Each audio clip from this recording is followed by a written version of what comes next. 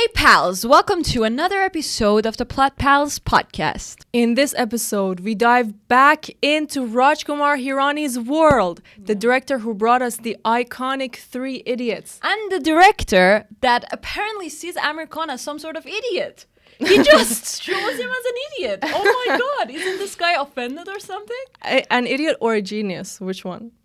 Like an idiot, a PK, like a tipsy. That's true. Memory गई तो औरत मर्द का फर्क भूल ही गया हो. एक minute. But what matters is not the name, just like the poem in the movie says, but the action. Okay. So he takes the action of not a mentally ill person. Actually, yeah, he does. The whole time, everything he does. I'm telling you, this director just sees this man as some sort of idiot or something. So, well, Aamir Khan, that's a whole other discussion with him because he is 49 in this movie. Are you kidding? And he's acting so cute and like youth-like. 49? 49 and butt naked, dancing around, you know. He's so young. He's so young. He looks like he's in his late 20s. I know. So Aamir Khan is an alien. We believe That's this. Right.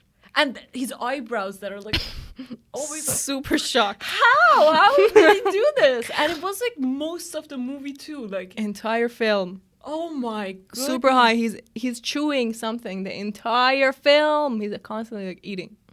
Wow. God. So here we go. When you get Aamir Khan and you get Rajkumar Hirani come together, a masterful film is born about God, religion, meaning of life, love, prejudices so much. Yeah, family. Differences, family traditions, society. Murder. Yeah, like leadership and cultism. Philosophical discussions and like I know.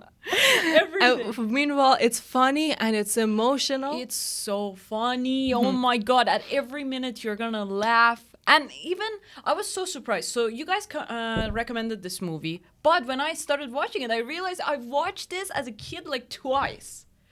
So like, it was so nostalgic. And I just think everybody should watch this at least once in their life. And I remember this had such a big impact that I remember it all the time. Like, that's one of the Bollywood movies that is always in my mind. I always remember Exactly. it. And I watched it as a kid. So you have to watch this if you haven't. Yeah, and make your kids watch it too. Right.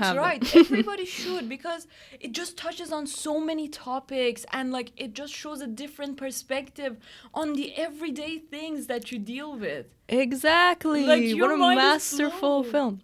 So let's talk about this. I'm Maral and I'm here with my pal Anna, and today we are talking about PK. हमारे पापों के लिए God सूली पर लटक गया और तुम सूली पर घाट लटक गया कब 2000 साल पहले for your sins. लेकिन हम क्या किया? PK is about this man who's dropped onto the earth and he doesn't belong here. He wants to go back to where he belongs. He doesn't know. It's science fiction. It's science fiction, but it's also exactly like our life, really, if you think about it. Yeah. So he wants to go back to where he belongs, like back to where his real life is. He doesn't think Earth is this. So he's on the search for his real home, and people keep telling him, the only one who can help you here is God. And so he goes on a like, quest. who is this God? Yes, who is exactly. He? I have to find him. God, tell me where to go, what to do. And so he is searching for a real God, just the same way as every human is being. on Earth. Yeah. And on his quest, the things that he sees, the experiences that he has, are the mind-blowing meat of this story. Yes. So it's told in a science fiction story where like this man is an alien who's dropped in.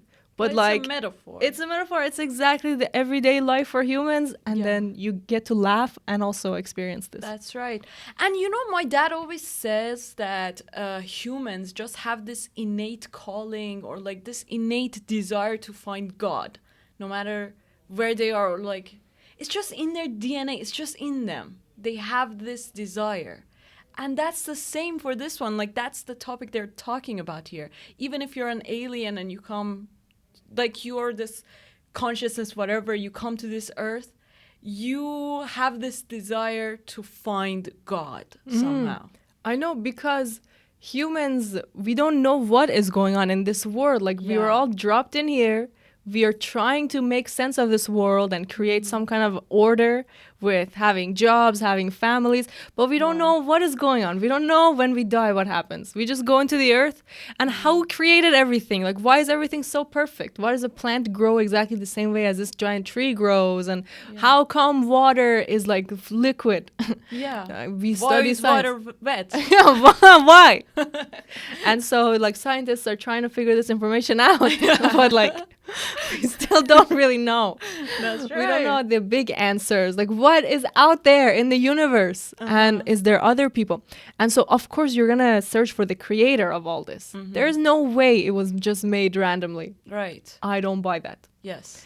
So, innately, you will search for the creator who will have bigger answers than you do. That's right. And then this movie goes and explores that. Like, what would a human that is not programmed, right? Because we are programmed as children. We come to this earth, immediately our parents tell us, this is your religion, this is your name and age and everything. This is who you are. And then These are the answers. They give you some fake answers exactly from their culture. Yes, but they didn't even know better. They also got it from their parents. So what would happen if a human, a baby, was brought into this world but was not influenced by any religion or any family or anyone who like brainwashed them? What?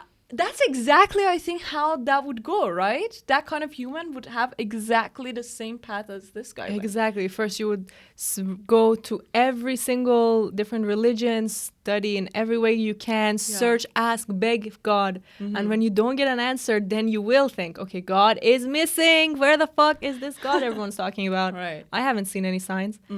And then you would go into, okay, let's stop lying. You guy in a turban, get out of the area that you're sitting on. Don't talk. Yes, exactly. Or like you would say, this is a wrong number. Wrong Yes, number, so wrong iconic. number. Very good. Such a good concept, by the way, they came up with. So it's just like the screenplay, I think the way they wrote it is incredible. They just put themselves in the shoes of someone like that. And they just saw the world in a completely different way. A world where you question why people are okay with getting their cigar back, but not their condoms back. Like, why is it such a big deal? Exactly. And why do we worship one paper that has a guy's face, Yes. but a different paper with the same guy's face means absolutely nothing? Right. That's so cool. I know. Like, what is that? What is so significant about that paper? That's the case. And everything, like, it just blows your mind at every turn, and you question everything that you know about your life. And that's why this girl is also so interested in this man and his story. So there's this journalist who was studying in Europe. TV production. This Yeah. girl is so fancy. I know, and she comes back to India, and now, what? And she sees She has this to guy, she has to creepy guy, who's like on the subway handing out God is missing posters. Right. With all the necklaces in the world around his neck. So she's like, okay, this is a story. I'm going to go see what is going on here. Yeah. And the story that she was working on was about a depressed dog. So this is more enticing, That's obviously. also a good story, though. I was like, okay, why is this dog trying to kill itself? We need to know. So right. useful. What is happening to this dog? Oh my god, suicidal dog. Oh, he's probably thinking like What? some dark thoughts. Yeah, what kind of trauma did he went through? Like, let's just do that, let's just talk about this dog. What happened to him? You know what? This is what this director is so good at doing. Oh wait, Wait. you know what happened to this dog though? What? If He you don't questioned have God? no. If you don't have like God in your life, or like don't believe in God, you will become depressed, and that's the fate you'll have. Exactly. They'll just make news out of you, a depressed, sad little puppy. So that's why you need to have some kind of belief, That's right. even if it's out of nowhere. I was This gonna say, director. so yeah, this director takes like the most darkest themes Yeah. and mixes it with the funniest things. So if you remember, in Three Idiots, there's 3 suicides, there's murder, there is like people crying, families falling apart, and yet it's like such a positive story. And by the end, you're happy, laughing. Yeah. He does the same thing here, where like this man is lonely on the street, he's begging, he's gonna die. People are arresting him or throwing things at him. Later, he's like physically assaulting other people. He's putting his hand in their ass. God, that was He's grabbing babies. He's like locking someone in the bathroom and holding something in front of him. He's like, give me my spaceship back. And you know who that was? That was the Ramayana guy, the Ram guy, or something like that. Rama. The one that we were reading about Yes. in like Bahubali. Yeah, exactly. So insane. Or Shiva, I thought it was. Shiva, yeah. Well, you know, the same kind of stuff. And so this man is doing the most insane things, yet we are laughing, yet like we see the absurdity and we see the fun. That's right. That's such a skill to have. Like the story is not, and you say like suicidal dog, like that's serious material. Right. The director takes the most darkest things and mixes it in with lightness. That's like magical. You know why? Because I think this guy just sees everything so neutral. You know, he doesn't judge anything. He doesn't see something as bad or like necessarily, like he just sees it as, you know, an experience or like a story to be told. That's it. And that's the best way to live, I think. That's the best way. That's like the way that we have to strive for, but it's really hard because usually the judgment part of our mind comes in and it's like, oh no, that's bad. Like going and being in poverty is bad, or like assaulting others is bad. But why is it bad, really? Like, where did we get these moral ideas? We have to question everything that we know. Exactly, because what he does is he sees a man's pants have gone in his butt, so he just pulls it out of the crack. Yeah, and then the man is like, "What?" So he's like, okay, let me just put it back. Maybe I feel the fashion. Maybe it's the trend. So he just shoves his hand in that guy's ass, and like in real life, you would get so traumatized if that happened to you, if someone did that. But why? Like he's just fixing your fashion. It's okay. Oh my Why God. would you get so offended? Everything is just so ridiculous. Like, you think about it, humans are ridiculous, okay? For example, we are Muslim, right? So when somebody dies in, like, around your, what is it? Like, immediate family dies, you wear black. But then, again, like, there's another culture that people wear black when it's, like, their wedding or something. I don't know. Yeah. And then you also, like, when we want to get married, we wear white. But then there are some cultures that when somebody dies in their family, they wear white. So how would somebody know? How would we like figure these things out? Like, we're so ridiculous. We have these things. The changes are so small, really, but you would get so offended if somebody did the opposite. Yeah, why are we offended by these things? It's crazy. Because like we kind of sense our identity with that thing. And if somebody says something about that, we will feel offended. That's why. But this guy is just not attached to anything. That's why he doesn't care at all about it. Exactly. It's the most beautiful thing when they show the changes in his like understanding of what's going on. So for example, in India, the god that they worship drinks coconut milk. So they keep pouring coconut milk.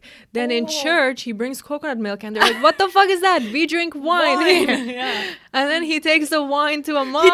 He takes 2 wines and goes to the mosque, to the like Muslim neighborhood. And it's just the funniest thing because that's actually so true. Like Rumi, this poet, also was the same. So he was this sheikh, he was this like, you know, this religious leader in his neighborhood, and everybody respected him. He was this big guy. Then he meets Shams, this man that changes all his perspective about life, and then he starts going to bars and he starts drinking wine and like in the daylight every day, and he starts dancing and he goes like, everybody thinks he's going crazy, but he actually got enlightened and he writes these poems. And that's the crazy part, is that he drinks wine in a Muslim neighborhood and he goes to bar every night and he brings the wines with him. So well, okay, that guy's an alcoholic. Oh That's different. But like, wow, he became Rumi. We read his poems every day. Right. Like everyone, not. But that's why it's like the crossover of him bringing the wine to the Muslim neighborhood. That was, oh my God, that was the best. And 2 bottles too, like. I know, yeah, not even just one, yeah. And everybody's like running after. I know. So this movie is like that kind of thing where it will open your mind, and also you will laugh and you will like seriously cry at points. Yeah. about your own life and about this, like, the story of these characters. Right. I can't believe a man could be so emotional to make this movie. I The don't get director, it. you mean? Yeah. Because, like, the emotions are, like, soap opera level, like, so heavy. Oh, my God. Yeah. I was waiting for you to call me for 2 years. So every day I would call to ask. And I'm like, what a romance. I know. The thing is, I don't get really touched and, like, really cry with romantic stuff because, like, it's romance. Like, I don't Romance is not real. yeah, kind of like that's one thing, and then like both of you are like in a good place financially with your families, everything. Like, I don't get the struggle. It's a chosen struggle, so I'm not really like. But I was crying at that part. I was so surprised at myself. It's not something so revolutionary, yet I was crying so much about this. But I don't know. get It it. is revolutionary. That's the director's power. Like, I don't know what it is. Maybe it's when you laugh so much, when you see these characters do the craziest things.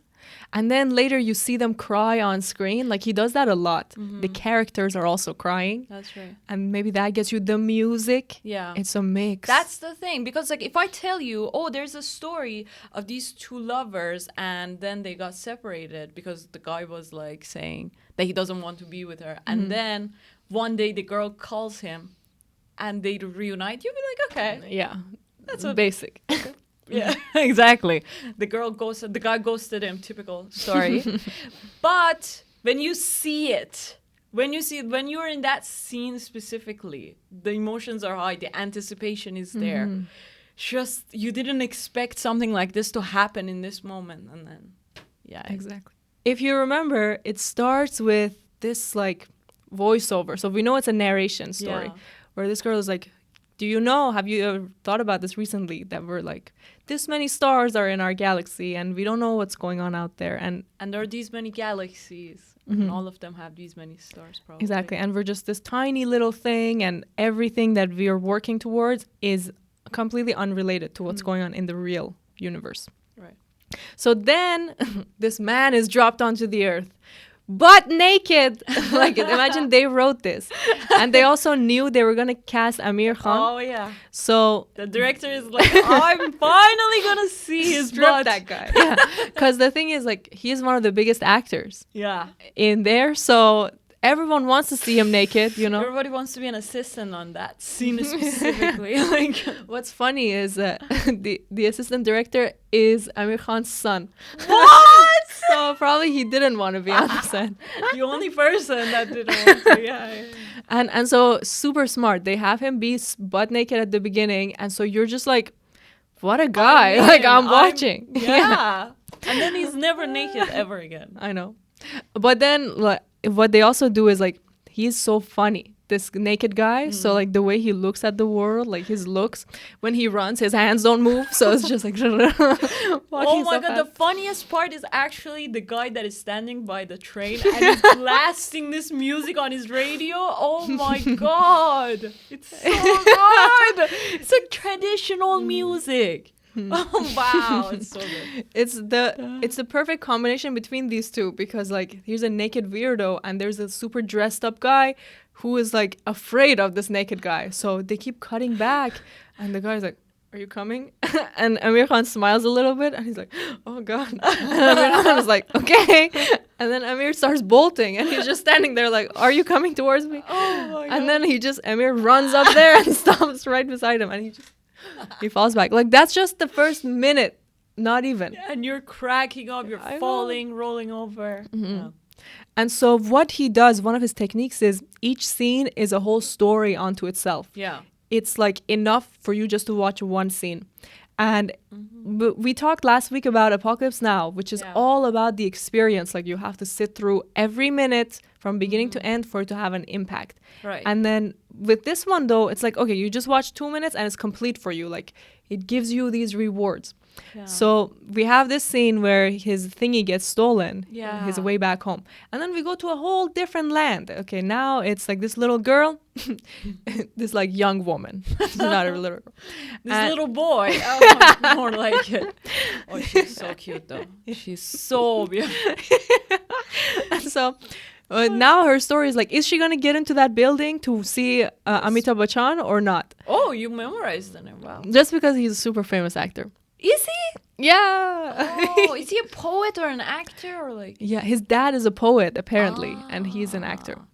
Okay, so she's obsessed with poetry. Yeah, right. And then she wants to get the ticket to go in. And then this guy comes and he also wants to get in.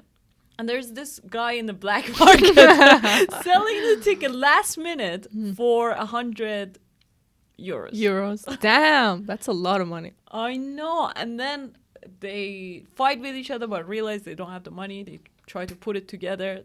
They don't have 4 euros. Exactly. So the whole story is like, are they gonna get in? Are they not? Who's gonna get to see it? Are we gonna see Amitabh Bachchan? Like, is he in there? Yeah. So that's such an engaging story. We just forgot about the alien now, and we're just paying attention to this. Right, because these characters were, first of all, this man is so beautiful to Anna. And then this girl is also, and they're just so engaging to just look at them. They're so charming and so funny. And so some other guy, some old man goes and buys the ticket anyway. Exactly. So these guys go on a bike ride together. Yes, like how perfectly it's also chained together. So now they're running away because this girl has anger issues. She grabs this old man and is like, "You fascist, racist motherfucker, your ice cream in your mouth." And they're like, why are you so upset? He had the right to buy that ticket. It's the power of poetry. Yeah. So obsessed with that lost her guy. mind. Yeah. And then later they're sitting together and their talk blossoms into a romance. So now we go into a song that But shows like, their wait, growth. before that, she's like, I'm Indian. He's like, I'm Pakistani. And the girl immediately, that doesn't happen. Prejudice comes, like racism. Immediately she shuts up. Yeah, she straight up shut off like a Girlie, robot. you are in this land and how could you be racist? How? Why? Like, that guy is Asian. He's like literally the same as you. Pakistan was a part of India before too. I know. And how would you like? What's so ridiculous? Racism in general is weird, but then Well, when like, you're this close as well. That's But what- I get it though, because even in Iran, Yeah. Iranians are so racist towards all their relative neighbors. Oh yeah. Super. They're racist. Like Towards their province to another province. Yeah. Like, what do you think? Exactly. Bro, what's up with Iranians? They're so racist. But One anyway. tribe to another. Yeah. Like, oh my God. It's another. Asia in general, that's the case. But then we see this girl, like, it's a romance. It was going good. And then suddenly she shuts off. I know. And this guy is in university. He has a part-time job in the embassy. Yes. Like, and look at his face. He's a perfect package. Right. But she shut off. I think she shut off because like she knew her family would That's never be right. okay with that. The thing is, she has this like insecurity, and these beliefs are not necessarily her family. Her family's pretty open-minded if like she insisted. But she has these filters. She has these insecurities. She's like, okay, she thinks her family would absolutely not agree. That's why even when the most like convenient thing happens, the challenge that happens in front of her, she just like, okay, that's right. This guy doesn't want me. That was a bad idea. It's all in her mind. So she decided all these things in her mind. She's the one that created all these problems. That's so for true. the Yeah, it's not even relationship. her family. No, she no, could no. have gone and talked to her family and convinced them. That's right. But she actually doesn't want it because she's also, it's been deeply ingrained in her that Muslims will betray you. So she doesn't want to. Yeah, and well, because like they're different religions, so she's like, oh, that can't happen at all. Wow. And then the guy goes like nonchalantly, just walking. He just walks away. Chahar qadam. The best song ever. Listen to this. Best one. It's called Char Kadam. I danced so much to this song last night. It's insane. It's always like streaming in my house. I know. On full blast. I changed the whole decoration of my house for 4 What? hours while listening to these songs yesterday. Yeah, I was like, when I was dancing, I was like, Chahar qadam. I have to go 4 steps and then 4 steps, Oh. 4 steps. Yeah, that's so good. You have to like do it that way. It's so fun. And then, so we see them actually, the girl is interested. Wow, what a shocker when the guy doesn't care. He's a bad boy. You go after him. Yeah. It's just so beautiful. The most beautiful montage, music Yes, video. exactly. Their romance blossoms through these shots Yeah. where he keeps reading her poetry and she keeps falling more in love. And eventually they go on a bridge and they do a little twirly twirl and then they go into the bedroom. Okay. Wow, what a progression in the Indian cinema or like Bollywood, right? I don't know. I don't watch them. I know. I'm really used to like seeing people get close and far, and never kiss. And so when they kissed in the first 10 minutes here, I was shocked. I was on my knees like, what's going on here? Like, we get so conservative. And like, what is this nonsense that you're showing to our young people? He's naked. She's wearing shorts. What? Bro. Oh my God. And then meanwhile, we watch American movies. Like, first 10 seconds, everything happens. I know. Okay. Like, why didn't they show everything? Yeah. Why were they holding back? That's so true. So we see this, and then this guy is just so handsome. But, oh God, I hate to say it, but he actually unfortunately died. I didn't Rest know this. in peace. You just told me and I found out. What is going on? Okay, he's such a beautiful man and he looks like a great guy too. So And I'm such sure. a good singer. Oh, he was singing himself? Yeah. Wow. Those two actors are actually such good singers in India. Apparently, they're known for that too. So sad. I don't know why he died, but I know he's in heaven. Let's just put a belief on him.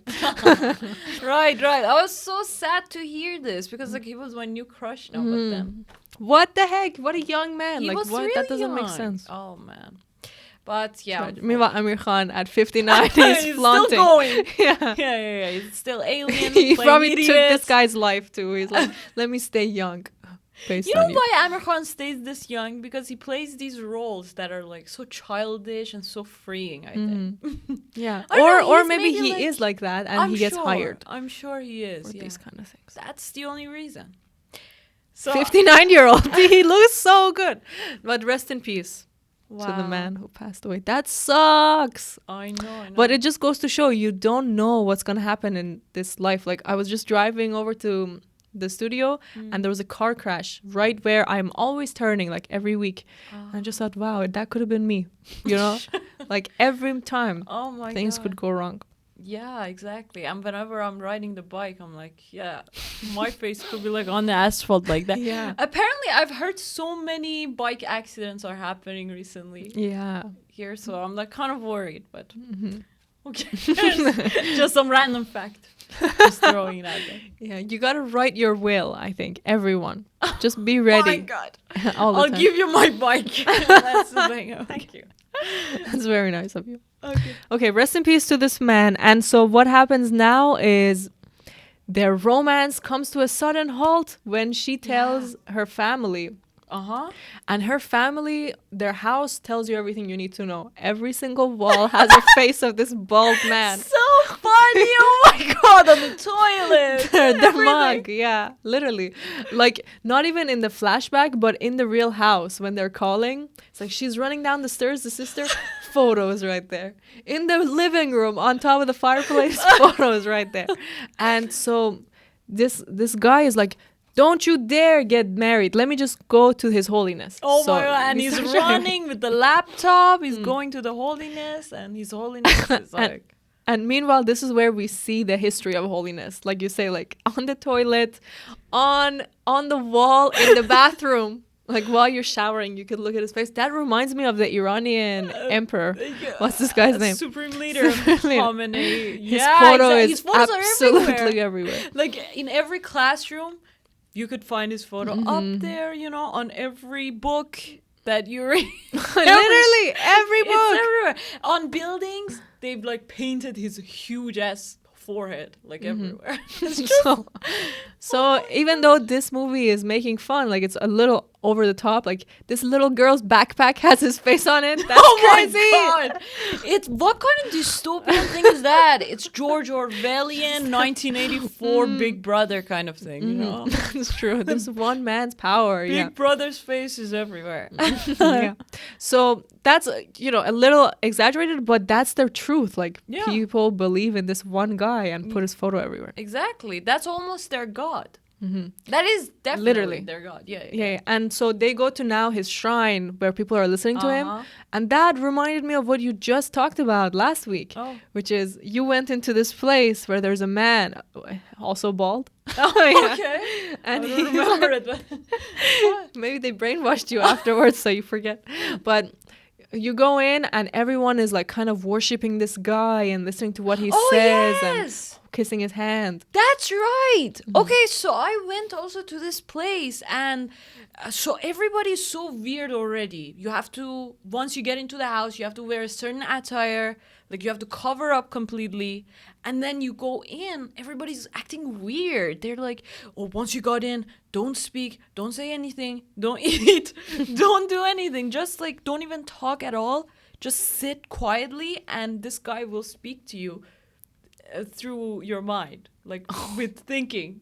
That's even dear more God. absurd than this. And you go in, there's this guy that they claim he's 150 years old. Meanwhile, he looks like he's 60 years old man, like 70. Where's his Big passport? hair, everything. Yeah, where's the birth certificate? Exactly. And he's like sitting on this, like laying on this bed, and he's in this mansion, okay? It's not even like a little cottage that you say, oh, this guy is like so mystic, he's living there. Like, no, it's a mansion on the second floor and like that. You go in there, everybody's kissing his hand. Then they come in and they're like, they don't speak, they just say something, oh, pray for me or something like that. And they go sit so demurely. And then this guy's like, meanwhile, watching news. He's watching news. And for everybody who's been into spirituality, they know the number one thing that you have to cut off from your life is news. It just has bad energy. It's just not good at all. And this guy is just blasting. That's so funny. This guy is exactly His Holiness, because His Holiness was watching the news so often. Remember? He's just watching like them talking about him on the Holy news. crap. So that's where he's getting his inspiration from. Holy moly. That's because these guys have low energy, actually. They have this like low frequency. So that's why they're like into these things as well. They just put this pretense on. Exactly. And this guy, okay, I don't even want to put the blame on him, because it's the people around him that made him big.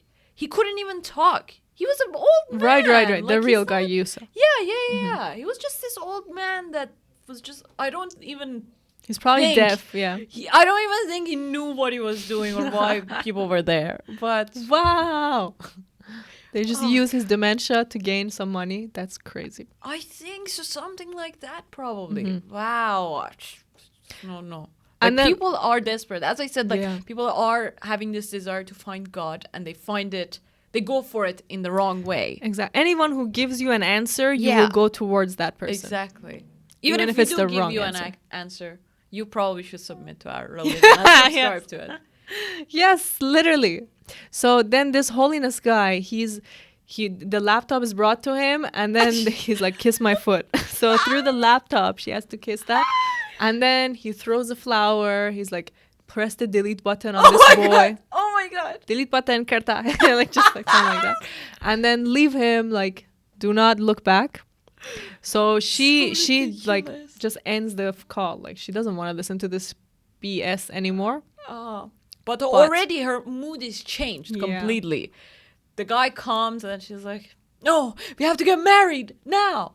It's on the third date. Yes. You want to get married on the third date? This is really good filmmaking, though, because it really throws you off track for the whole movie. Like you Yeah. think, oh, you pressured this guy into early marriage. That's why he ghosted you. Yes. So you go wrong track there. But it's amazing because she's like, I have to prove this guy wrong. And the only way is if we get married. Like, okay, what if you just have a healthy relationship I for a know. few years and see where it Right. goes? So already you see she is problematic. She has these beliefs and everything. And the reason even she wants to get married is to prove that guy wrong. Exactly. Not because of love. Exactly, That's which crazy. is why I think she's not in love at all. That's not love. That's not how love works. I think the real love was between Aamir Khan and this girl. Yeah, that's true. They really loved each other. And they were there for each other the whole Yes. time. But with Sarfaraz, she only went towards him every time he wasn't there. Yeah. Every time he walked away when his number was disappeared, now she's thinking about him. So that's infatuation. Yeah. It's literally infatuation, obsession, that kind of thing. And she has this idea of him. But, okay, this is what I thought the movie was going towards. This is what I thought how it's going to end. I thought at first we have this backstory of her having this love and it doesn't work out because of religion and like differences in beliefs and stuff. But now this girl is gonna fall in love so badly with this alien that She will fight to the end. exactly Right, she that will makes fight. sense. And imagine an alien is so much worse than a Pakistani guy who's Muslim. Wow. And I thought that's like the big challenge and conflict of the movie because, but even though there are so many things that each character go through, but that could have been so beautiful because now we see this girl get over her prejudices, her beliefs, and then convince her parents to get over that as well, and then convince the whole like India, everybody to like accept this man. Yeah, and meanwhile, everybody else. she just writes a book about it, cashes a check, Fucking reveals his secret to the world. Oh, no. Wow. And also at the same time, it's like that's your lover. Sarfaraz is also there, and you write about this man that loved you. Like, you write a story about the man that loved you, and you also loved him. Yeah. That to the point that you tear up and like write. She's a kind of a weirdo. She is a very We love her, but she was also so mean to her friend. Did you notice? Oh. There's this friend. She's always calling her up, like, give me money, come pick me up. Now, she thinks give me the she's helmet. better. Yeah. And so this poor friend, like, she just comes over, and the girl is like, okay, give me 500. give me. Quickly. And this girl's like bringing out her wallet, and she's like, just speed it up. And she leaves. And I'm like, how are you misusing your friend like this? Like, you are not to be trusted. She's, as you say, only into people that don't give her the attention. Like even this guy, PK, he also didn't give her that much That's so attention. That's true. why she just ran after her. A little toxic. She But is we like toxic. that. We enjoyed her presence. That's right. What we like is that she's so passionate about everything she does. Like, even if she has toxic traits, which I know you love, by the way. You love characters who are not all good. Yeah. But we like her because she's like first running after this ticket, then she's running after this guy, then she's going She to a always has TV a- job. Yeah. She always has a Truth. goal. Yeah. A desire all the time to go after. And okay, so here's the thing. Didn't you think that would have been a better ending for this? I For really those wanted two? them to get together. Like, I cried definitely when Sarfaraz and Harry got Yeah, together. but, like- But this would have been so good. Like, I don't even get it. Why would they blast this person's personal life and love life on TV like that? Like, why put her on a pedestal? They could have had a whole debate. That was That debate even ended kind of weirdly. Like, PK keeps putting fact after fact on why this guy Holiness is wrong, and then Holiness is like, okay, but what if I was right one time? Then you have to come kiss my foot. Yeah. No, I already proved you wrong in 1,000 ways. Like, why does it matter if you were right one And time? in that specific case, I think His Holiness was right. That kind of thing is a situation. Look at me. I'm a follower of His Holiness. That was an infatuation that happened like in a foreign land. It's It was so exciting. short, like at most a few months. Yeah, exactly. And even if they married, it would have ended in him cheating or something, or like her cheating. Who knows? Exactly. Or something would have happened, you know? It was just an infatuation. So he was right.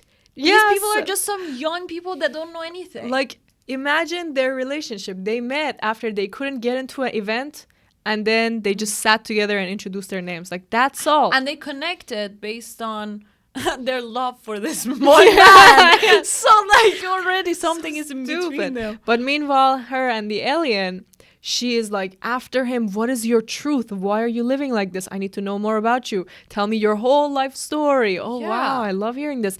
Let me tell you about my father. And they go through a whole arc of a relationship. Absolutely. And like imagine this, in the first one, they bond over traumas or like shared things, right? The shared love for poetry and like art, the shared love, the shared beliefs or something, not religious beliefs, but when you are coming from like Asia, even if you are from different countries, you bond so immediately. Like that's what happens with me every day. Right. But truly their main bonding was the poetry. Right. That's it. So if you bond over these kind of things, that's not love. You actually don't fall in love based on shared interest. You know, when you go on dates and people are like asking, oh, what are you What's into? your favorite color? What's your hobby? Yeah. And then you're like, oh, that's my favorite hobby too. Let's do it together. Oh, look at that. We're so alike. Oh, no, that's not how you fall in love. You fall in love when you are actually so different from each other or like based on something completely different. And that's why I think Aamir Khan and this guy, like PK and this girl, their love was actual love. If she was, she was like not getting over that barrier that she had. She had this filter on. But that's so sad for Aamir. Yeah. Or for PK, I should say. But the thing is, he comes back apparently a year later with his 4 friend aliens. So I'm sure some why are they naked romance too? ensues. Yeah, did they not know the rules? He already said it. Even in the narration. That was the first rule. Yeah, but like. But maybe they didn't have any clothes. Like maybe he just took the one pair of clothes while he left. Oh. And they don't have any clothes on their land. Wait, aliens should not be naked, okay? They should just not be. They have consciousness. They gotta be aware of themselves, no? I don't know. Maybe they live in a perfectly warm land. It's always the same weather. And it's like they don't even sweat. Like the air is different. So they're always so clean. And they just want to show off their abs. Maybe. Okay, yeah, that's right. That could be a reason. And also, maybe it's because they're just like so high in energy and like they're on another level. We are like the people on Earth. We are from hell, literally. We fell from heaven, we came here. You know, it's just like the rock bottom. Maybe there are some aliens out there that have a little bit more consciousness, so at that point you're just not worried about these things. And imagine these aliens, they don't even talk. The only way they communicate is by holding hands and sharing truth. So it's not like some guy can come up and lie to you like, oh, I love you, let's go do something together. Like, you will only go with this guy if you know he loves you based on holding your hand. And it's like, you can't get tricked. You can't get lied to. That's crazy. You can't get like any kind of prank or anything. So like, you're not even worried about being naked. It's just part of life. Yeah, because like everyone is truthful. If you like wear something, you're practically like lying on your you're body. Covering it up, exactly. Or like you use different kind of fashion things to like accentuate a part of your body or like minimize another. Yeah, for real. So that's a form of lying. And also humans, I have to say, they're traumatized from Adam and Eve. That's why they put clothes on, because they know if they take it off, like, what's gonna happen? God is gonna strike them like that. All their million gods. It's just impractical on Earth because it's also like warm and hot and freezing and icy. And no one wants to go around naked. Oh my God. Wow. The leaves and stuff. So this guy comes back, yes, with 4 other friends. But do you think he's gonna be shocked when he sees there are books about him everywhere and everybody knows about them?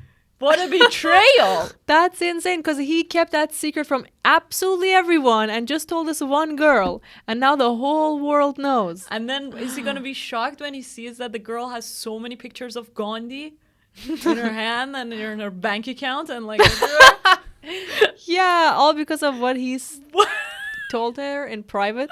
That's crazy. But or do you think people would accept him now, say, oh look, he's an alien, we know about what he did, he changed our beliefs? Please, people can't even tolerate people. Indians can't tolerate a Pakistani man like that. So I know. So really, she's the biggest betrayer of all. Like, why are we listening to this girl even? We act like she's so good. Oh No, she's the real. Like, the holiness was right. And that's where we're going to. He was mature. He's old. He knows life. What are we getting into? Oh my god. So let's get into the most important topic, right? So this guy is looking for God everywhere. And that's how the journalist, this girl, gets to know him in Subway, where he is like just distributing these pamphlets. Yeah. Missing God, find him, call me if you found him. And there's so many different pictures of different kind of gods. I know. And also at the bottom it says, if you found it, come to these stairs where I'm staying. Oh Like, that's so sad. That's his postal code. Oh my. The emotions run so deep. Wow. So yeah, he's looking for God, and what happens is when he sees the differences, he goes to start worshiping everyone. Whatever people say, he does a little bit of each until he hears something back, and we get this most incredible montage of him doing the different belief systems and prayers. Yeah. It's amazing with the song playing, with the song keeps saying like, God, where are you? I'm trying everything, I'm lost. And then, god damn, it builds this song. Like, this is my favorite part probably in any movie ever. Oh my. It's up there now in my favorite scene. So the song is building, and then we cut to this area where there's like 200, 300 people cramming into each other, and everyone is just trying to touch this thing.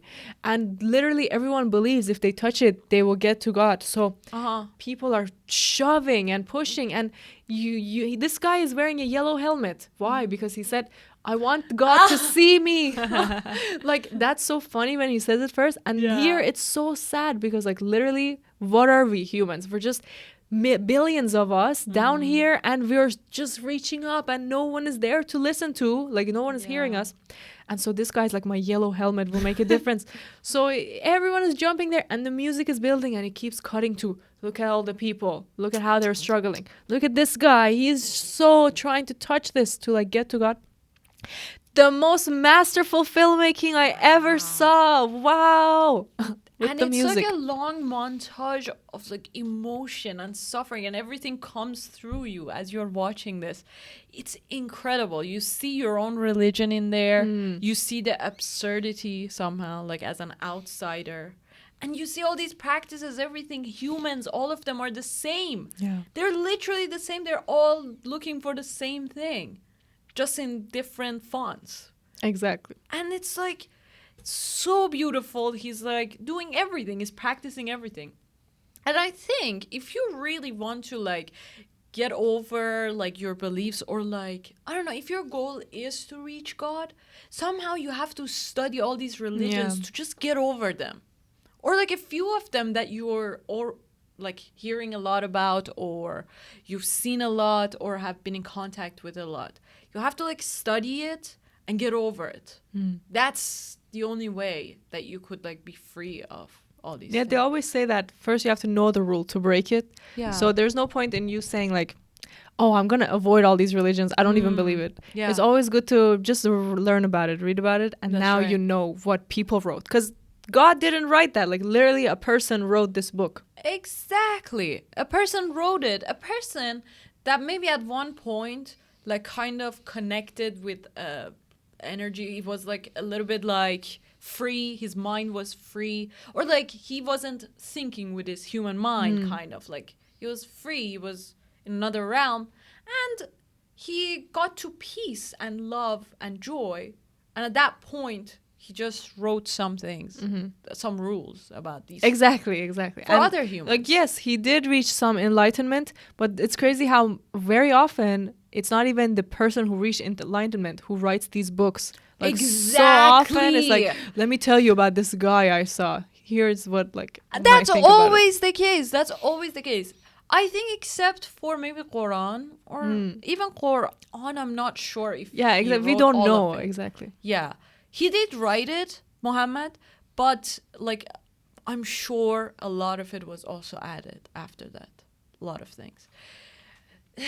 these kind of like superstitions are the worst thing that come after a leader is gone. Okay, these are like these practices that are just so unnecessary, that are just so stupid, or like they just limit you and shackle you like that. These kind of like, wear this when that happens, wear that when this happens, do this, you have to do.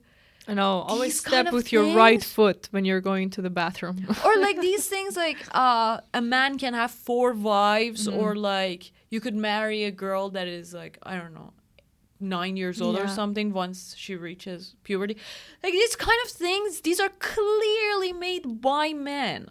They want to take advantage of that. And also, I would also say this.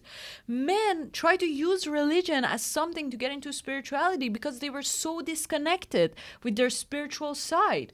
Women are the ones that are so connected. Like, we are inherently so spiritual. We literally create life. We are so close to what the creator intended. But men, a lot of them maybe like lack empathy, or like Yeah.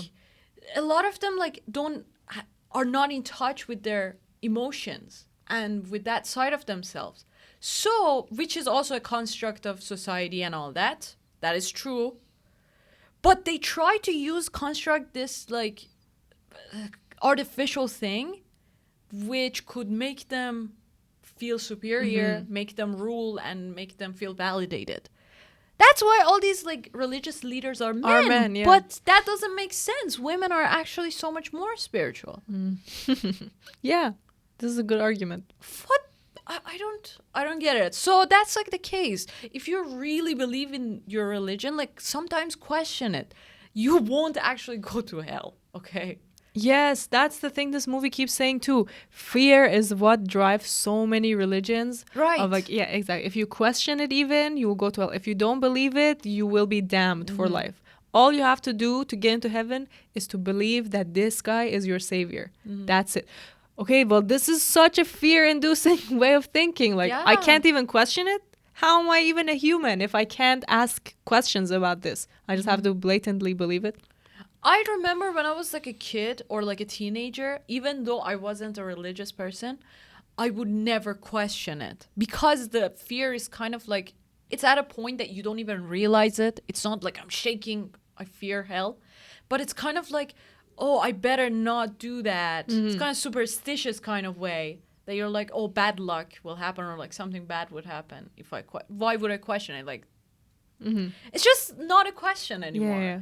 So it's kind of like you have to go so deep in yourself to confront these things. And the thing is, religion is so solid and it's so like, oh my God, it shackles you. It's so physical that especially the ones that have statues and the ones that like pray a certain like thing that you could see physically, right? It's so solid that like that can't be that just makes you identify with that thing, and that's like the opposite of religion, because religion is supposed to free you. Spirituality is supposed to like free you from any identity. You don't even have to know who you are. You don't have to be attached to anything physical in this world. But what religion does is basically like another tag. It's like a car, a house, or something. I love you that. have. They show this in the movie where the dad of this girl has this box of statues, and it's like, okay, this is my stock market god. So I just turn it around when I'm trying to do this. So good. This is my workout god. So that's exactly what it is. Like this Treadmill statue, god. yes. Like a human built this with their hand. Yeah. So how could this have built the world? That doesn't make any sense. So why would you put all your energy into this? Like, as a concept, I get it. It's like, okay, here's a physical thing. Instead of just looking at nothing, you could look at this and think. Right. But to really believe that and start to say, like, oh my God. So one belief, for example, Iranians or Muslims have is Quran has to be on the highest surface of the house. Like, it can't be lower than anything else. And you shouldn't touch it if you haven't washed your hands. Right. And so when you start to, like, okay, out of respect, yeah, you can always wash your hand when you touch any book. Like, you don't want to get it greasy. Yeah. But to put these rules on it, like, this is just a book. The words, yeah, maybe inside the words will have some effect on my life. But why would it be on the highest surface? Like, why would I put such effort and, like, energy into something that is unreal? Like, people have made it. That's right. And also at the same time, like, people don't even know the contents of this book. They just read it, especially like Persians who are not even Arabic. They're not Arab. They don't speak Arabic. It's like, you don't even understand what's going on. You don't even read the translation. Most Qurans, like in Iran, they do have the translation. But nobody reads that. They just know the rhythm of and the rhymes of this. Like, they memorize it like a parrot, but they don't know what's going on. And I'm sure even Arabs, maybe they don't even understand the like deep meaning of that when they're reading it. That's totally possible. It's like, what? Oh my God, it's so basic. Like, Rumi always says this. He's like, from Quran we took the core and left the skin for the donkeys. That's what I always say and recite all the time. But it's just so funny because it's true. Like, you take the core from every religion, there are some truth to it. Yeah, for sure. There are different, and the truth is usually the same in every religion too, because truth is just truth. It just exists in every reality. So you take that truth and you live by that. There are just some fundamental things like don't lie, don't do that. And these truths, it doesn't even have to be found within this one book. Yeah. You could take your truths from everywhere you see and then experiment with it. Okay, don't lie. Let me just try this out in my own life. That's right. Try lying and try not lying. Which one feels better for me? You don't have to take any rule at face value. You don't have to take all your books rules from one person. That's right. It's so much more open like this. And you know what I do too is like mix and match some religions, okay? Take the best parts of them that really like serve you. Like, for example, you could take, I really love like the Indian like Buddhism and yoga and the concepts like karma and things like that.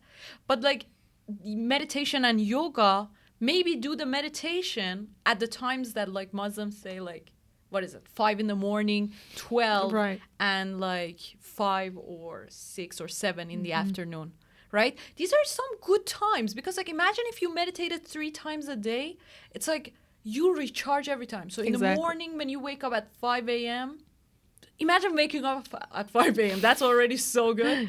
But like meditating, right? And then you go about your day, but then by the time like you're working and everything, by the time it's lunch, like 12, you're exhausted, your mind is buzzing, it's going crazy, all the thoughts are coming.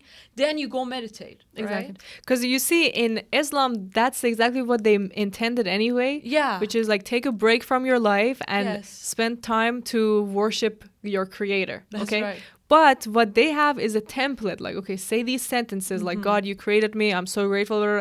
You don't have to use those templates. It's like, I used to create this schedule for myself that was like, every minute I know what I'm going to do. And then I realized like, you don't have to do that. You could just be free. And when you meditate, you can think about who created you and why you're here and like just reflect on it. Or one day you could instead journal about it. And it doesn't have to be that like, okay, I'm a Muslim, so I'm going to pray 5 times a day and now I'm going to go to heaven.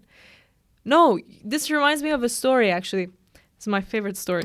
So this Muslim man was praying in a mosque. And I've told you this before too.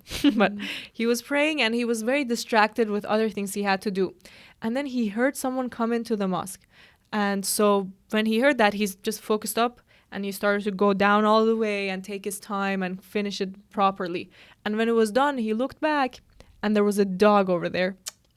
And he realized, wow, I did all this for the dog, but I wouldn't do it for God.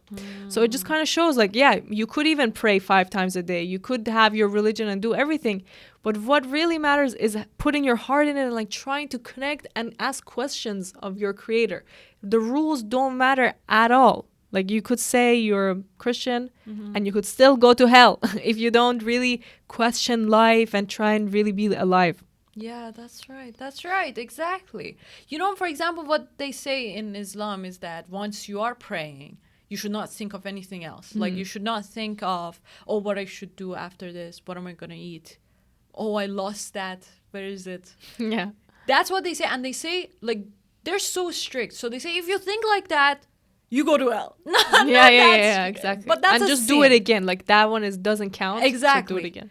But that's so extreme version of like a Just meditate. Try not to get your try thoughts. To not, yeah, but like imagine in meditation they're so gentle. They're like, if your thoughts went somewhere else, Just bring your observe it. Yeah. just bring your thoughts back to your breath. Take a deep breath and like you bring it back. It's okay. Don't punish yourself. Yeah. What? Complete opposite. It's like in, for example, these kind of religions, they took it so extreme. It's like somebody saw these rules and these truths and was like, oh, if people don't do that, if they don't do that, it's like a strict parent. I will do this. Like, they have the good of people in heart, but that doesn't do any good, actually. Exactly. So positive reinforcement is better than negative one. But they didn't get that. I know. Oh, sorry. So that's really what it is don't rely on what somebody tells you to do, because they're just another person. They're creating these rules. Yeah. And then rely on each other and rely on yourself to be able to question things. Like, that's one of the main messages of this movie. And it does a great job of showing this in a light and sometimes heavy way with dance and music and emotions. It really reminds me of our previous discussion last week in Apocalypse Now. What I love about this podcast is that every week, it's like our knowledge base gets expanded, and then we build on it every week. So the information we learn always translates.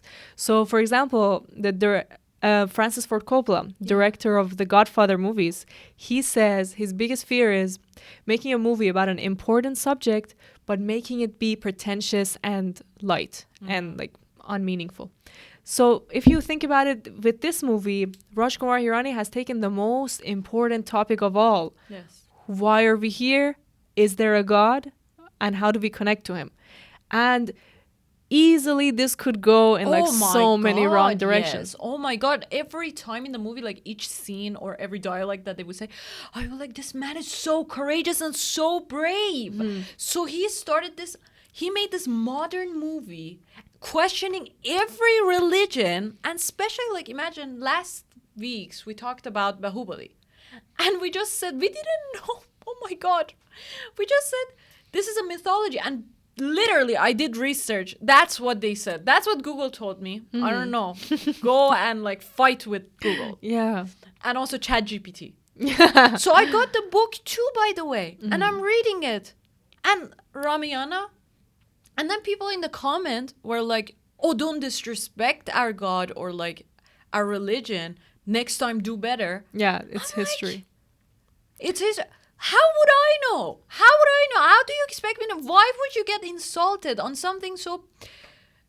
Listen, why would you put your sense of worth and self in the hands of two people that you're watching the videos of that you don't even know, right? That's a big thing. Even in my life, I always struggle with this. Like, if you're getting offended at things easily, there's something else wrong, not whatever people are saying to you. Yes. And this goes to the extreme lengths. Like, you could totally believe you're right, and people are disrespecting you and everything you stand for.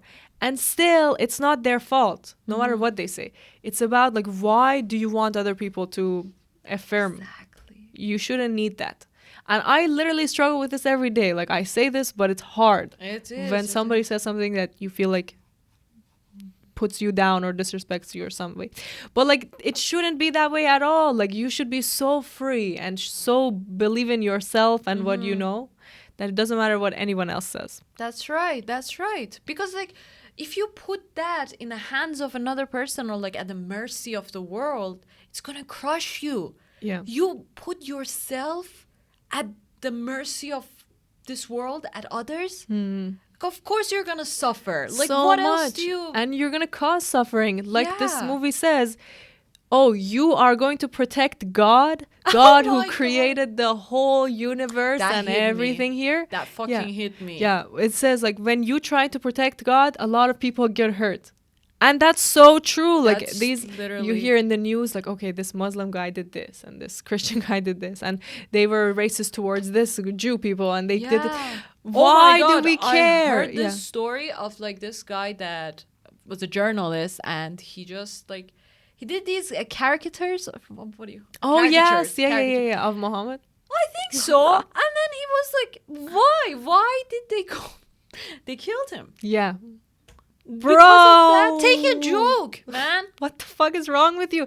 Again, like, why do you need to protect this God if you believe that he is so powerful? Right. And that's like everybody goes through that, even if you don't believe in a religion. I know I do as well. And when I heard that in the movie, oh my God, I was hit like a brick. Oh my, it was so insane because like it's like your arrogance. You are so arrogant that you think that even by pursuing spirituality, you are serving God. But like God doesn't need your I know, serving. you're helping yourself. Exactly. That's so crazy. So like it's your arrogance, even though God would be happy, but like Yeah, I you're don't not think God really protecting cares, God, yeah. or like even by spreading it or telling others, you're not doing anything for God, really. So it's like your arrogance, you have to get over that. These are all these things, like you have to get aware of them. And that's good because like this movie makes you aware of so many blind spots that you have.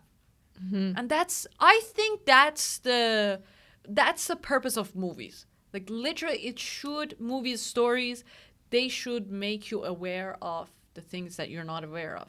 Yeah, and exactly. Either that's in the form of like literal history, like Sardar Udham, that shows this like horrible thing that happened. Yeah.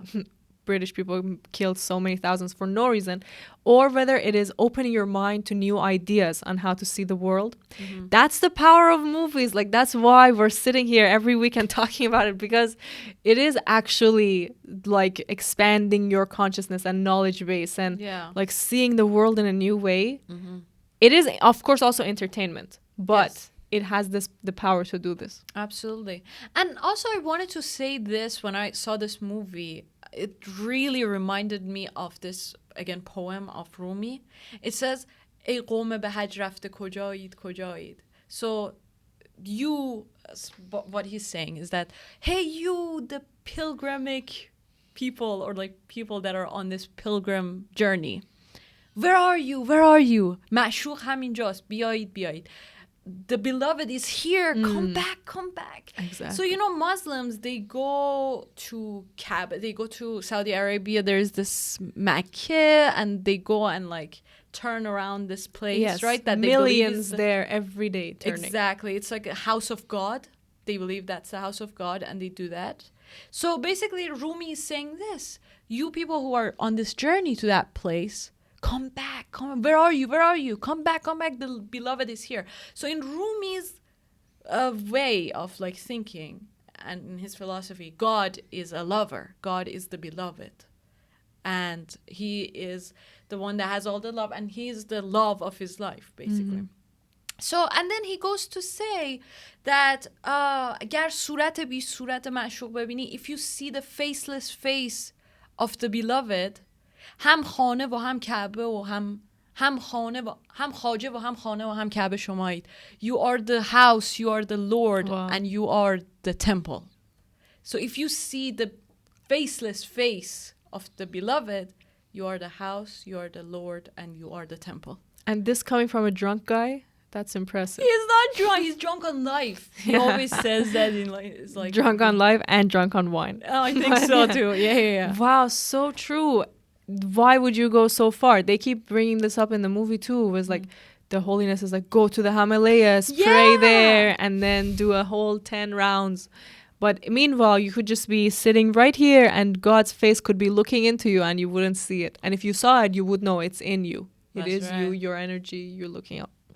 That's so awesome.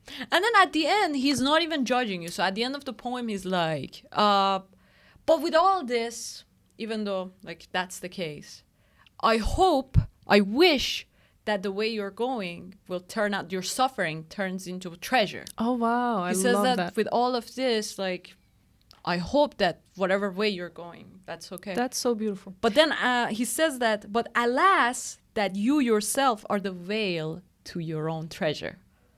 So we ourselves are the veil to that. We, even if we go through all that hardship, imagine like if you do believe in a religion and a god, and you do whatever the god says, at the end, you yourself are going to be the barrier between, even God will grant you things probably after the things that you've done. If you meditated, if you actually like did pray 5 times a day or 3 times a day, God will reward you so much probably. I know, and your body will reward you for doing all that.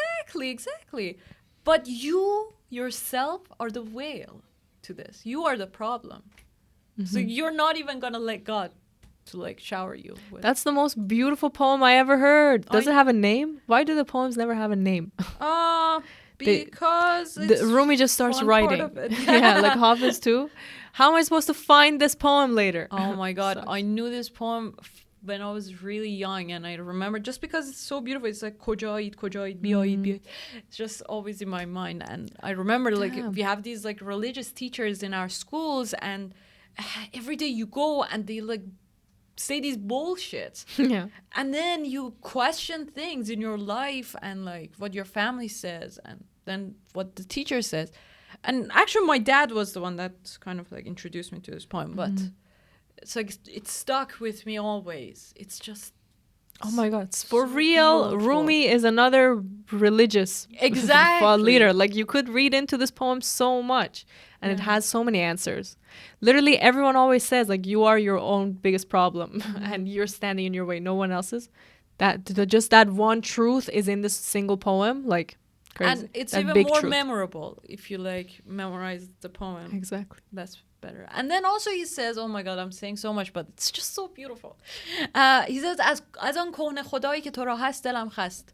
From that old God that you have, my heart is tired. I'm exhausted from that old God that you have. He says, هر روز مرا تازه خدای دیگری است. Every day You're right. I have a new God.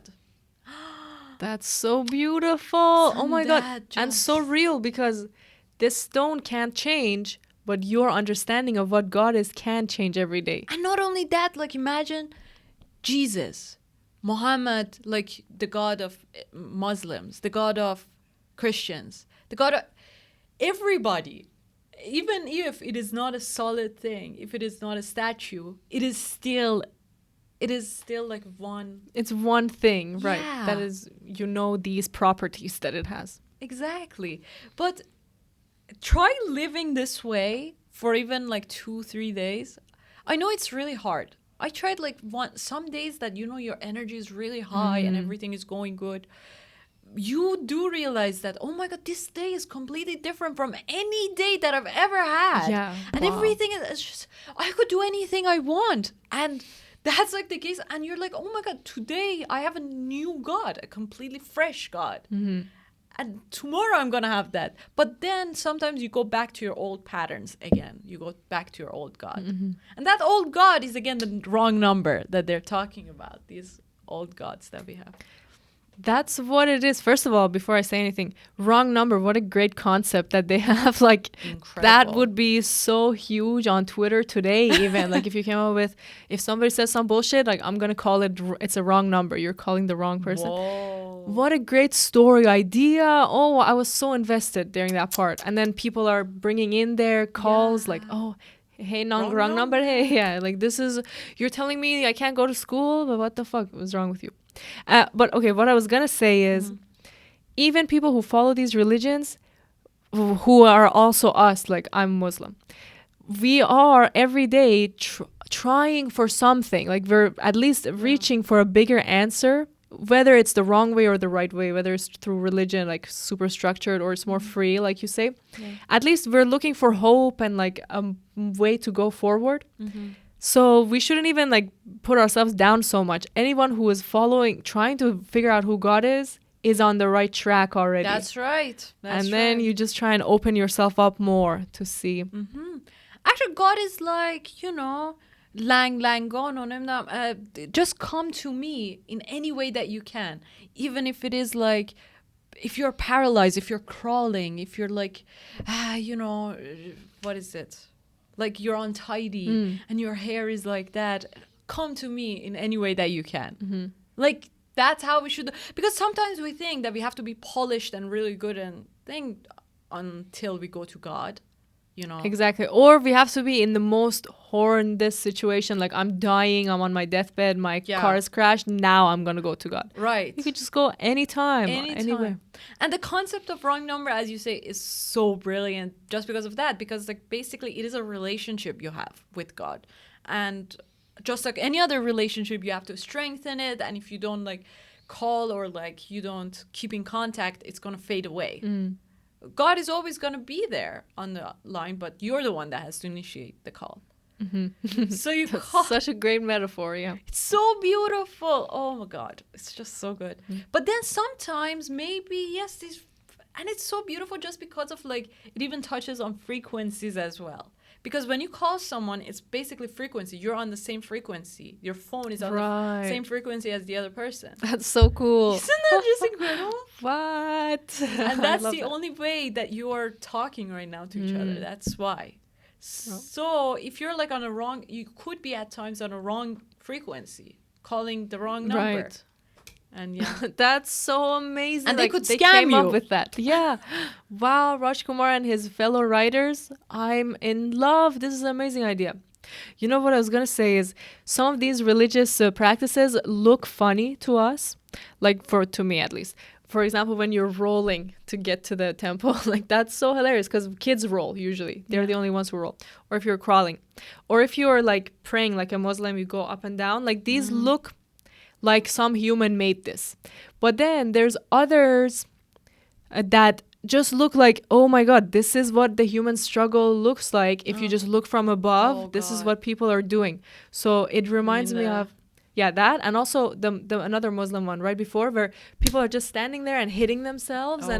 When you look at it, the way the director did from the outside, it's just like hundreds of thousands of people who are raising their hands up and hitting themselves and struggling and suffering, and that's the state of humans on this earth. Like we're constantly in a state of not knowing, hurting ourselves and like reaching, and just like we're so filling this earth too. More and more of us are here and we don't know anything. And where does that lead us? To straight up like knifing ourselves. We're just hurting ourselves because we don't know any better. What do you think that's gonna do, crazy. like, to God or like yourself? Like, I don't think God is gonna be happy about this. Like, you're hurting yourself, your temple, and whatever. Like, whatever God give you, the gift that God give you. I know, but it's so amazing to just see it from an alien's perspective of how fucked up this all looks. And he actually did it too. Yeah. He's so crazy. I've seen these things. He's so open-minded. That was actually a good one. The one that they were like hitting their backs. There are ones that they hit their head. Fucking like that's. I can't defend you on that one. On none of them. Yeah. What's your problem? Oh my God. Amazing. I don't know. It's just the mental illness, the suffering that they have. They take it on their body, but now in a more acceptable, socially and religiously acceptable way.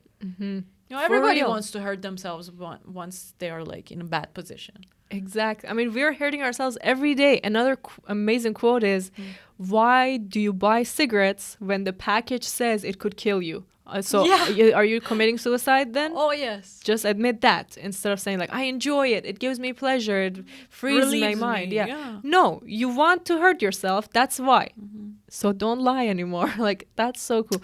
And people are always trying to hurt themselves because we're in this constant state of struggle. Like, we don't know We always do that. Yeah. Even like if we are on our phone or like do anything to sabotage ourselves in any way, that's the reason we want to hurt ourselves. Dear God.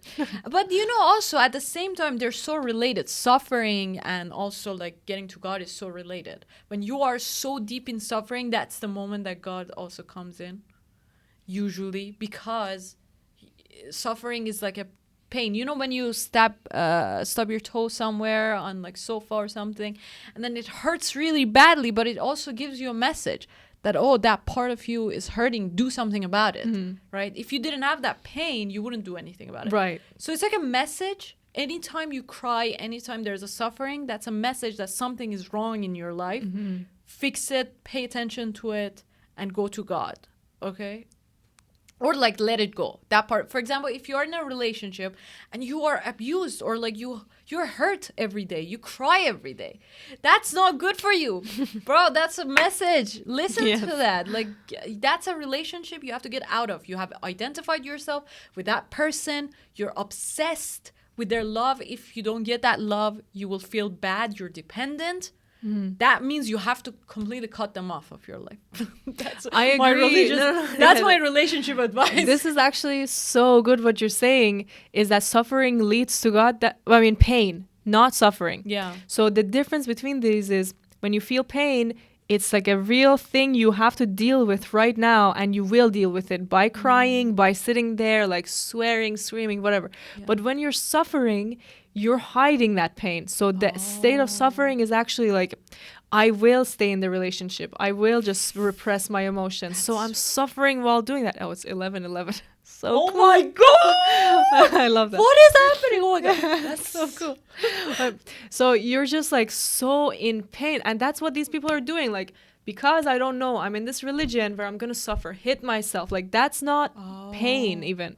So it's like they're trying. They're in their suffering. They think if I cause pain, maybe I'll get there. But really, the pain is that you're talking about is like sitting there and acknowledging what is wrong in your life and talking out loud about it, and then you can get connected to God and try and fix it in a way. You know what I was reminded of is, you know, these baby videos, the babies like kind of have this grip on their head, on their hair, and they're like crying like that, but they don't know they're the ones that causing the pain. Wow. Have you seen that? No, but that's so cool. So many of them, like, baby grip is just so strong, and sometimes they just don't know. They're like these newborns. They kind of like have this grip on their head. Yeah, and they're always cutting their mouth and nose just with their hand. And they cry because of that. And then whatever you do, they don't let go of this shit. Yeah. And that's why they're crying at the same time. It's like this loop. We are the ones Programmed into us from birth. Yeah. we just cause ourselves these pains, and then God is like the parent. Imagine, like, just watching you, probably laughing at you. Like, what a clown you are. Look at you. You're causing your own pain I and like know. crying because of that. But that's so beautiful. At least realizing that this is happening is a state going in the right direction. Rumi has so many stories about this. Like, he actually condemns suffering after a certain point. He's like, if you've had this suffering or like this thing and you've gone over it and you asked God for help and he helped you, but you're still doing that for like a long period of time, he gives this story of the clown and the king and like this like minister or something. And it's basically like the clown is this person that, yes, the king is amused by him, but he keeps doing the same old things again. And the king is like, at one point, he's The just clown's not head going to will be gone. tolerate that. Yeah. And I think the same goes for God too. Like, for a certain point, it's okay if you make the same mistakes and do that. But you have to like get your shit together. Yeah, I know. At some point, like, you can't keep making the same. What? You've got to try and learn like once, twice, 3 times. You got to Right. try and make a change at some point. And it's like, I always think of myself so many times, if you like meditate and you see yourself, it is literally a clown. Seriously, like, we are so funny as humans. Like, we are so funny. The things we do, the absurd things we do, or like the thoughts we have, they sometimes, like, if you pay attention to them, they're so absurd. But it's just, I don't know. We have to think about it this way, I guess. It kind of changes the perspective. And then at a certain point, we have to like let go of that, or like get serious at times. You can't always joke around. I know. That's my motto. Like, when I walk into a store, I'm just thinking like, okay, what can I say to the cashier Oh, to God. get a laugh? And I'll say anything. Really? I don't give a fuck. Oh, that's good. That's Just a good as long as practice. they laugh, yeah. And like, the thing is though, with other people, usually they just laugh, so it's not awkward. Like, you don't even know, are they really laughing or are they I fake laugh? wonder, what do you say to a cashier? So I Oh, bought, God. for example, I bought some pears, and the total was 666. So I was Oh. like, is it by weight? Like, maybe I shouldn't buy one of them because the devil will come eat me later. And she was like, No, Oh it's dear okay. God. Just take it. Are we gonna have sex? So good. How is it so accurate? Yeah, I like, know. specific like that? What is happening? Exactly. Good job. I can never. You just look down. I'm coy. just like, yeah. Repeat. Don't talk to me. Minimal social interaction. Yeah, me too. absolutely. No, definitely. Okay, one thing before we end this episode, you know the actor who plays the musician, who hits PK, and then Oh yes, the brother, yeah, bro. yeah. This man, I mean, great actor, we love him. He was in jail when the movie came out. What the hell? He was clearly not in jail. What do you mean? Like, he was probably not in jail while they filmed it, but he Yeah, was that's in jail while the movie came out. And then, When it came out. yeah.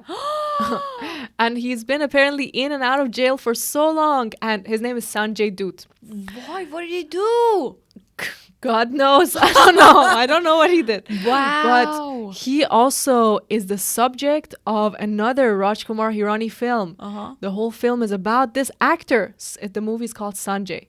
So it's About this actor. Yeah. The actor who played the bro. Oh my God. Imagine the whole movie is about him. Like, what did this man do to get a whole movie made about him too? I knew something was fishy about this guy. Why? He's the most likable, funny He is guy. likable, but you can see this like thing about him. You know, he could be a little bit coy sometimes. Maybe. You know, when he was like, he hit the guy, right? And then he wanted to just walk out of the hospital when he found out he was Yeah, I know. had memory loss. Just the glare in his eyes. He had this devilish thing. That's But it's my just like a theory. My conspiracy theory is they put that in to like bring awareness to his crime. Be like, you guys see this guy as someone who will hit you and leave, but look at him. Like, he actually comes back and he will take him in. Because the director made another movie about him, right? So clearly the director is on his side and thinks he went to a prison for wrong reasons. Oh, okay. So I think he wrote that in so that we would like start siding with this guy more in real life. See. Let him get bail. Like, let that guy get bail. What did he do? Is he still in prison? I don't think so. I think he finally finished it. But Wow, that's so interesting though. Like, wow. we gotta check out that movie, Sanjay. And also Sanjay, huh? And then also the professor from Three Idiots is in here. But this what time he's a likable great guy. role. Yes. Yeah. And his name is Boman Irani. Amazing. You don't Yeah, that's so cool. This man apparently has been in all of Rajkumar Hirani's films. Really? He is to a a certain comedic point. genius. Even So though funny. they downplayed his like abilities here. He didn't have He that was much more screen time. straightforward here, yeah, for sure. Yeah. But very screen presence strong, yeah. We love seeing him, If he was the Holiness, that would have been funny too. for sure. Yeah. Although the Holiness actor was also amazing. He was really good. He was so good. Oh my God. Especially like I loved after that the debate was so good. It was intense, but the funny scenes also very good. When he's like alone, like struggling over there. Oh my God. Everybody's like doing this wrong number trend and things like that. Yeah, very fun. Overall, a wonderful film. Oh. I've watched it maybe 3 times this week. And now you've also watched it 3 times. Yeah. In You the watched lifetime. it 3 times, really?